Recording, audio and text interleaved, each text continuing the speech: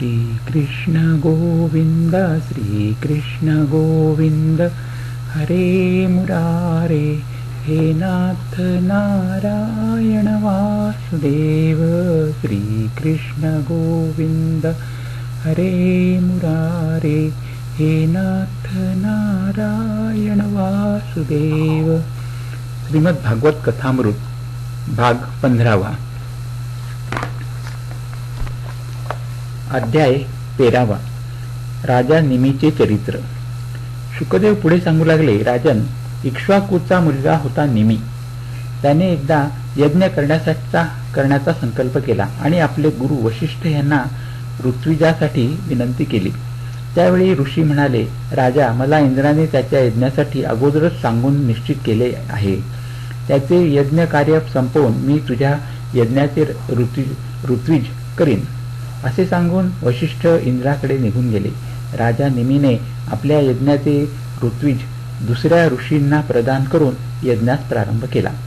थोड्याच दिवसांनी वशिष्ठ ऋषी इंद्राचा यज्ञ संपवून निमी राजाकडे आले. त्यांनी पाहिले की राजाने आपली आज्ञा न मानता यज्ञ आरंभ केला होता. त्यांना आपल्या या शिष्याचा अत्यंत क्रोध आला आणि त्यांनी राजाला शाप दिला, हे राजन, आपल्या विचारशीलता आणि पांडित्याचा तुला एवढा अभिमान आहे ना, म्हणून तुला तुझा शरीरपात होईल. निमीने सुद्धा आपल्या गुरुदेवांना शाप दिला, तो असा, हे गुरुदेव, आपण लोभवश धर्माचा आदर केला नाही, यामुळे आपले शरीर सुद्धा पडून जाईल. असे म्हणून निमीने आपल्या शरीराचा त्याग केला. वृद्ध वशिष्ठाने सुद्धा आपल्या शरीराचा त्याग करून मित्रावरून द्वारा उर्वशीच्या गर्भातून जन्म घेतला. निमीच्या यज्ञासाठी आलेल्या ऋषी मुनींनी निमीचा देह सुगंधित वस्तूंमध्ये ठेवला. ज्यावेळी सत्रयागाची समाप्ती झाली त्यावेळी देवता आले होते. तेव्हा ऋषींनी देवांना प्रार्थना केली की त्यांनी राजा निमीच्या मृतदेहास पुन्हा जीवित करावे. देवतांनी म्हटले, असेच होईल. परंतु राजाने त्या मृतदेहातूनच म्हटले, मला देहाचे बंधन नको. त्यावेळी देवतांनी म्हटले, राजा निमी देहाशिवाय प्राण्यांच्या नेत्रांमध्ये निवास करतील. ते तेथे सूक्ष्म शरीराने राहून भगवंतांचे चिंतन करीत राहतील. डोळ्यांच्या पापण्यांची उघडझाप यावरून त्यांच्या अस्तित्वाची जाणीव होईल. यानंतर ऋषींनी विचार केला की राजा नसल्यास अराजकता माजेल, म्हणून निमीच्या शरीराचे मंथन करून एका कुमारास उत्पन्न केले. त्याचे नाव होते वैदेह आणि मान्यांनापासून झाला म्हणून त्याचे दुसरे नाव होते मिथिल. यानेच मोठेपणी मिथिला नगरी वसविली. मिथिलच्या वंशातील सर्व नगरपती मैथिल नावाने ओळखले जात होते. हे सर्व राजे आत्मज्ञानाने संपन्न होते. त्यांच्यावर याज्ञवल्क आदी महान ऋषींची कृपा होती. येथे अध्याय 13 संपन्न झाला. चंद्रवंशाचे वर्णन.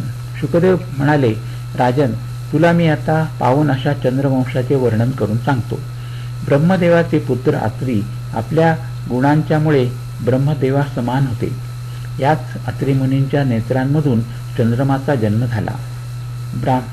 ब्रह्मदेवांनी चंद्रास ब्राह्मण, औषधी आणि नक्षत्रांचा अधिपती बनविले. चंद्रमाने तिन्ही लोकांवर विजय प्राप्त केला आणि राजसूय यज्ञ केला. यामुळे त्याला अत्यंत गर्व झाला. या गर्वाचा उन्मत्त स्थितीत चंद्रमाने बृहस्पती पत्नी तारेचे हरण केले. देवगुरु बृहस्पतीने चंद्रास तारेस पाठवून देण्याचा बद्दल अनेक वेळा सांगितले, परंतु चंद्राने ते ऐकले नाही. अशा परिस्थितीमध्ये देवता आणि असुरांचा घनघोर संग्राम झाला. शेवटी महादेवांनी चंद्रास बोलावून त्याला तारेस बृहस्पतींना देण्याची आज्ञा केली. तारेस पुत्रप्राप्तीनंतर तो पुत्र चंद्रास देऊन तारा बृहस्पतींकडे परत आली. त्या पुत्राचे नाव ब्रह्मदेवांनी बुध असे ठेवले होते. कालांतराने बुधाचा विवाह इला नावाच्या कन्येशी झाला. त्यांना एक पुत्राची प्राप्ती झाली होती. त्याचे नाव होते पुरुरवा. हा बालक लहानपणापासूनच दिसायस अत्यंत सुंदर होता. पुरुरवा राज्यपदावर बसल्यानंतर एकदा देवर्षी नारदांनी इंद्रसभेत त्याच्या रूप, गुण, उदारशीलता, स्वभाव, पराक्रम, धन, संपत्ती इत्यादींचे वर्णन करून सांगितले. त्यावेळी उर्वशीने ते ऐकून पुरुरवाकडे जाण्याचा निश्चय केला, कारण तिला मित्र वरुणाच्या शापामुळे पृथ्वीवर यावे लागणार होते. पुरुरवा आणि उर्वशी यांचा विवाह झाला. त्यांना 6 पुत्रांची प्राप्ती झाली. त्रेतायुगाच्या प्रारंभी पुरुरवाच्या द्वारेच वेदत्रयी अग्नित्रयीचा आविर्भाव झाला. पुरुरवाने अग्नीचा पुत्र रूपात स्वीकार केला. अध्याय 4 येथे संपन्न झाला.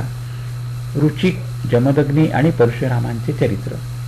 शुकदेव पुढे सांगू लागले, राजन, पुरुरवाच्या वंशात गधी नावाचा राजा झाला. तो कुशांबूचा पुत्र होता.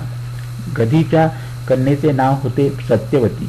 तिचा विवाह रुचिक ऋषींबरोबर झाला होता. एकदा महर्षी रुचिकना त्यांची पत्नी सत्यवती आणि सासू दोघींनी पुत्रप्राप्तीसाठी विनंती केली होती.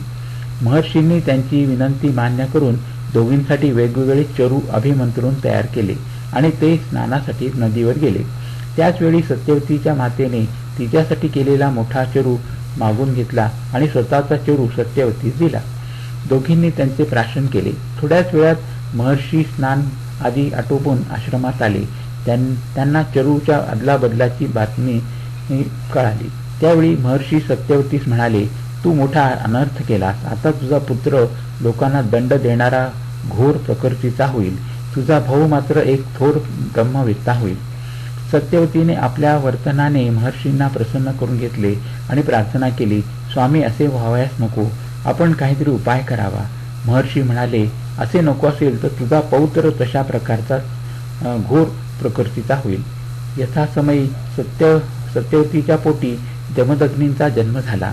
सत्यवती समस्त लोकांना पवित्र करणारी परम पुण्यमयी कौशिकी नदी बनली.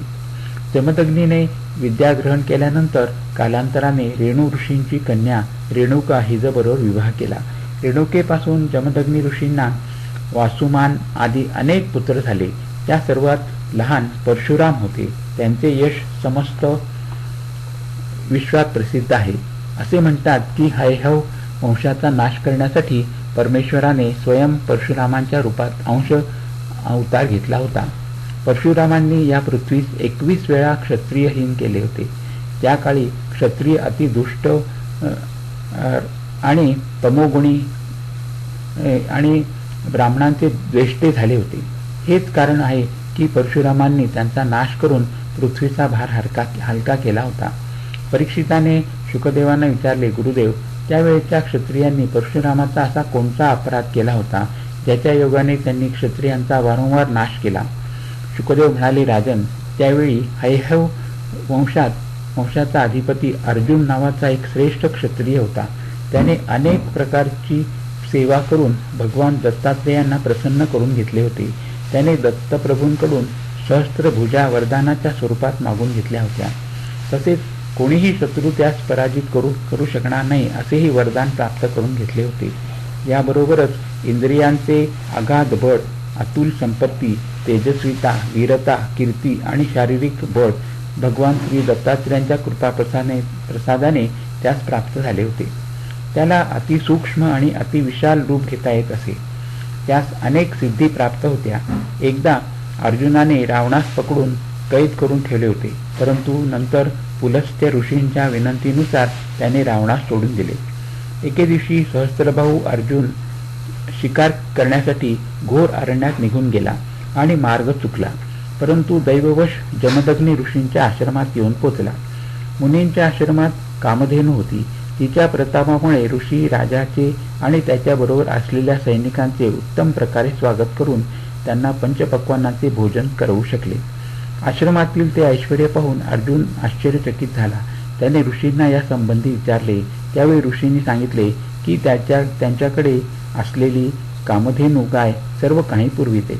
अर्जुनाने ऋषींना काही न विचारता सैनिकांना आज्ञा दिली की कामधेनूस घेऊन चला. कामधेनूच्या इच्छेविरुद्ध सैनिकांनी तिला ओढत मारत महिष्मतीपुरी नेले. जमदग्नी ऋषी काहीच करू शकले नाहीत. त्यावेळी अर्जुन आणि त्याचे सर्व सैनिक ज्यावेळी निघून गेले होते त्यावेळी परशुराम आश्रमात आले. त्यांना घडलेला वृत्तांत कळाला. क्रोधाने लाल पिवळे होऊन ते आपला परशु, ढाल, धनुष्य, बाण घेऊन सहस्त्रबाहू अर्जुनाच्या मागे धावले. तोपर्यंत अर्जुन आपल्या नगरीत प्रवेश करीत होता. त्याने मागे पाहिले. परशुराम हातात धनुष्य बाण घेऊन आणि परशु घेऊन अत्यंत क्रोधाने त्याच्याकडे येत होते. शरीरावर काळे मृगचर्म धारण केलेले आणि जटा सूर्याच्या किरणाप्रमाणे त्यांच्या चमकत होत्या. अर्जुनाने परशुरामावर आपले संपूर्ण सुसज्ज सैन्य शस्त्रास्त्रांसह पाठविले, परंतु परशुरामांची गती मन आणि वायू समान होती. ते आपल्या समोर येणाऱ्या सैन्याचा परशुने कापीत चालले होते. अनेकांचे हात पाय तुटून खाली पडत होते. हे पाहून अर्जुन स्वतःच परशुरामांवर तुटून पडला. त्याने आपल्या 1000 हातांनी 500 बाण एकदम परशुरामांवर सोडले. रामाने एकाच बाणाने ते सर्व बाण तोडून टाकले. अर्जुनाने आहात, झाडे आदी उचलून आणले आणि त्यांचा रामावर प्रहार करणार तितक्यात रामाने त्यांचे सर्व हात अत्यंत चपळतेने कापून टाकले. सहस्त्रबाहू कापल्यानंतर रामाने अर्जुनाचे शिर धडावेगळे केले. पित्याचा वध झालेला पाहून अर्जुनाचे पुत्र भीतीने पळून गेले. परशुरामाने कामधेनू आणि वासरास पुन्हा आपल्या आश्रमात आणले आणि पित्याच्या सुपूर्द केले. जमदग्नी ऋषी म्हणाले, रामा, तू त्या अर्जुनाचा व्यर्थच वध केलास. आपण ब्राह्मण आहोत. क्षमा करण्याच्या प्रभावानेच आपण विश्वात वंद्य आहोत. ब्राह्मणांची शोभा क्षमाशीलतेमुळेच सूर्याप्रमाणे चमकते. सर्व शक्तिमान श्रीहरीसुद्धा क्षमावानावर लवकर प्रसन्न होतात. सार्वभौम राजाचा वध ब्राह्मण हत्येपेक्षा सुद्धा अधिक घोर आहे. या पापाचे शालन करण्यासाठी तू भगवंतांचे स्मरण करीत तीर्थयात्रा करून ये. पित्याच्या आदेशानुसार परशुरामाने 1 वर्षपर्यंत तीर्थयात्रा केल्या आणि नंतर तो आश्रमात आला. एकदा परशुरामाची माता पाणी आणण्यासाठी नदीवर गेली होती. तेथे जलक्रीडा करणाऱ्या गंधर्वराज चित्ररथास आणि अप्सरांना पाहत थांबली. त्यामुळे पाणी नेण्यास तिला उशीर झाला. जमदग्नी ऋषींची हवन करण्याची वेळ होऊन गेली होती. हे जाणून ती ऋषीवरांच्या शापाच्या भयाने तत्काळ आश्रमात आली आणि महर्षी समोर हात जोडून उभी राहिली. मुनींनी आपल्या पत्नीचा मानसिक व्यभिचार जाणला होता आणि ते क्रोधाने आपल्या पुत्रांना म्हणाले, या पापिणीला मारून टाका. परंतु कोणत्याच मुलाने त्यांची आज्ञा पाळली नाही. शेवटी परशुराम आला.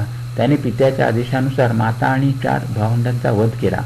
जमदग्नी ऋषी त्यास म्हणाले, पुत्रा, मी तुझ्यावर प्रसन्न आहे. तुला हवा तो वर मागून घे. परशुराम पित्यास म्हणाले, तात, माझी माता आणि सर्व बंधू जीवित व्हावेत. त्यांना मी मारले असल्याची स्मृती सुद्धा राहू नये. ऋषीने तथास्तु म्हटले आणि 5 जणांना जिवंत केले. सहस्त्रबाहू अर्जुनाचे पुत्र आपल्या पित्याच्या वधाचा बदला घेण्याचा निश्चय त्यांनी केला होता. परशुराम आणि त्यांचे बंधू आश्रमात नसताना ते ऋषींच्या आश्रमात आले. त्यावेळी जमदग्नी ऋषी भगवत चिंतनात मग्न होते. हीच संधी साधून त्या कायर पुत्रांनी ऋषींचे शिर धडावेगळे केले आणि ते घेऊन पळून गेले. परशुरामांच्या मातेने खूप विलाप केला. परशुराम आश्रमात येतात त्यांना ते भीषण दृश्य दिसले. ते पाहून रामाचा शोक अनावर झाला. त्याने पित्याचा मृतदेह बंधूंच्या स्वाधीन करून स्वतः हातात परशु घेऊन महिष्मती नगरीस तो गेला.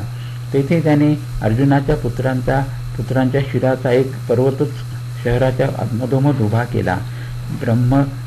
ब्रह्मघाती नीच क्षत्रियांच्या कारणाने त्या सुंदर नगरीची शोभा लुप्त झाली होती. परशुरामाने आपल्या पित्याच्या वधास कारण बनवून 21 वेळा पृथ्वी क्षत्रियहीन केली होती. परशुरामांनी पित्याचे शिर आणून त्यांच्या धडास लावले आणि यज्ञाद्वारा सर्व देवमय आत्मस्वरूप भगवंतांचे यजन केले आणि भूमी ब्राह्मणास दान दिली. यानंतर यज्ञात स्नान करून सर्व पापापासून त्यांनी मुक्ती मिळविली. येथे अध्याय 15 ते 17 संपन्न झाले. हरिओम तत्सत. हरिओम तत्सत. हरिओम.